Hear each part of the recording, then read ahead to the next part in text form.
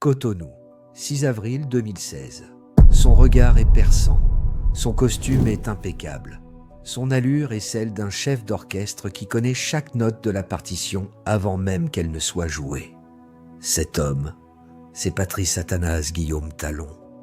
Inconnu des chancelleries internationales quelques années plus tôt, il est pourtant l'homme qui a tenu les rênes financières du Bénin pendant des décennies. Aujourd'hui, il en tient les rênes politiques. Mais qui est réellement Patrice Talon? Est-il le sauveur venu moderniser une nation à bout de souffle, ou un stratège froid dont l'ambition n'a d'égal que sa rigueur?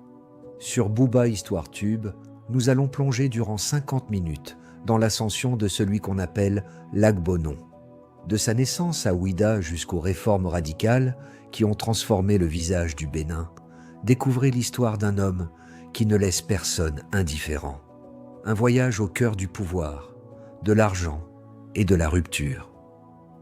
Tout commence en 1958, à Ouidah, ville historique, berceau de tradition et port de départ de millions d'âmes. Patrice Talon naît d'un père cheminot et d'une mère issue d'une famille de commerçants. Dès son plus jeune âge, il baigne dans une atmosphère où la rigueur et le sens des affaires sont les piliers de l'éducation. Il ne grandit pas dans l'opulence, mais dans la discipline.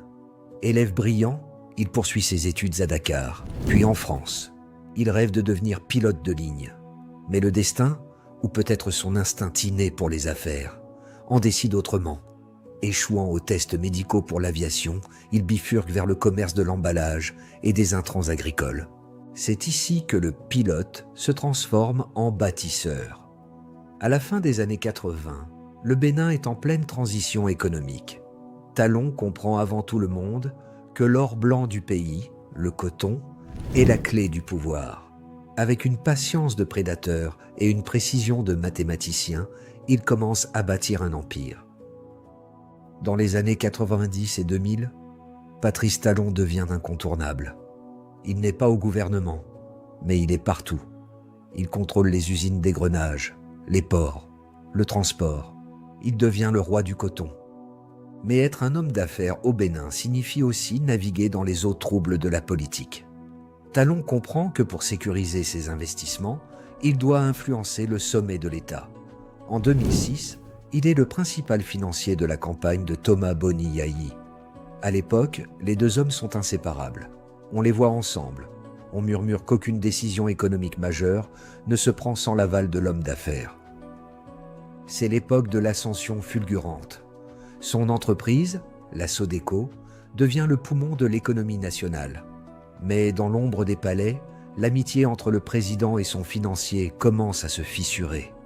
La lune de miel va bientôt se transformer en une guerre fratricide qui tiendra le pays en haleine pendant 4 ans. 2012, le tonnerre gronde. La rupture entre Boni Yayi et Patrice Talon est consommée. Accusé de malversation dans la filière coton et le programme de vérification des importations, Talon doit fuir. Il s'exile à Paris. Mais l'histoire prend une tournure digne d'un roman d'espionnage. En octobre 2012, le pouvoir béninois l'accuse d'avoir tenté d'empoisonner le président de la République en remplaçant ses médicaments par des substances toxiques. Le monde est stupéfait. Talon dément fermement depuis la France. La justice française refuse son extradition, faute de preuves convaincantes. Pendant 3 ans, depuis son appartement parisien, l'homme de Ouidah prépare sa revanche. Il ne prépare pas une attaque, mais un retour. Il analyse ses erreurs, étudie les besoins du peuple et transforme son image. Il n'est plus seulement le financier de l'ombre. Il veut devenir le visage du changement. En 2015, à la faveur d'une grâce présidentielle, il rentre à Cotonou. Le match retour peut commencer. Mars 2016, l'élection présidentielle approche.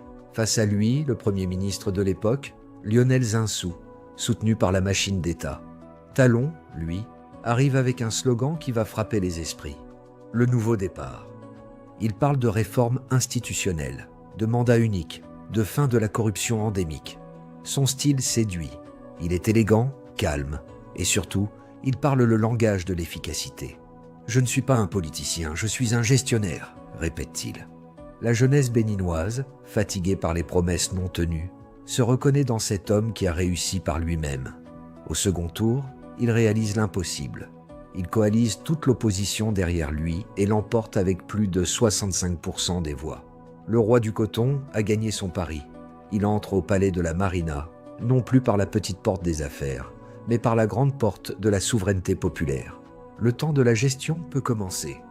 Lorsqu'il prend le pouvoir en 2016, Patrice Talon trouve un pays où les infrastructures sont à la traîne.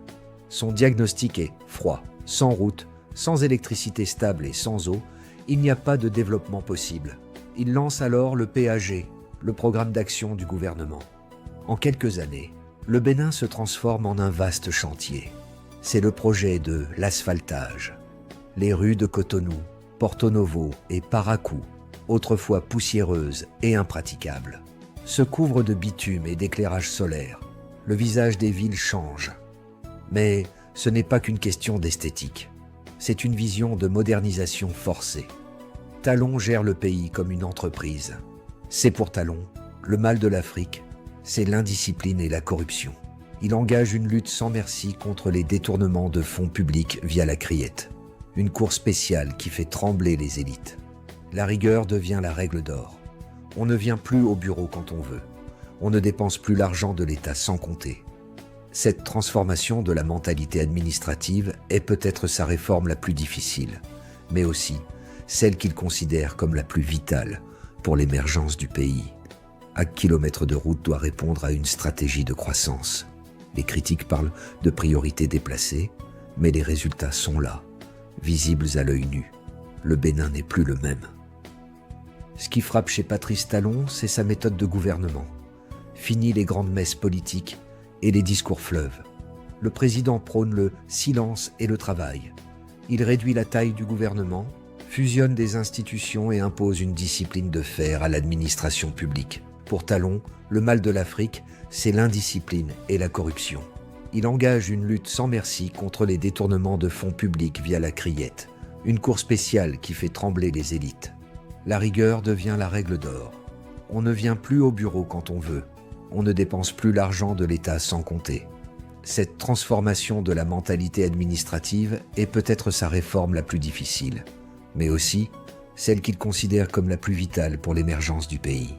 Mais cette transformation ne se fait pas sans douleur. En 2019, le Bénin traverse sa zone de turbulence la plus sombre.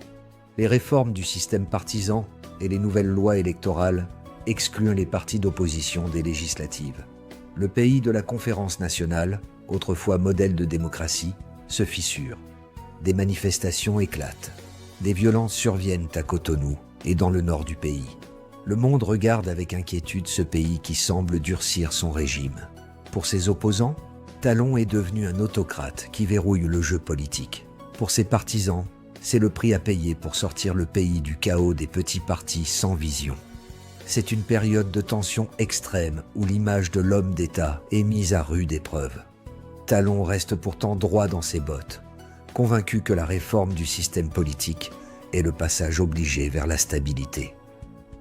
S'il est un domaine où Patrice Talon a fait l'unanimité, c'est celui de la dignité culturelle. En novembre 2021, il réalise un coup d'éclat historique, le retour des 26 trésors royaux d'Abomey, pillés par la France pendant la colonisation. Ce n'est pas seulement une victoire diplomatique, c'est le début d'une nouvelle ère pour le tourisme béninois. Talon investit des milliards dans la cité historique de Ouidah, dans les musées d'Abomey et dans la construction de la gigantesque statue de l'Amazone à Cotonou. Il veut que le Béninois soit fier de son histoire. Il veut que le monde entier vienne voir la splendeur du Dahomey. Par cette action, il réconcilie le modernisme technique avec les racines ancestrales, prouvant que le développement ne doit jamais se faire au détriment de l'identité. Alors, quel héritage Patrice Talon laissera-t-il au Bénin ?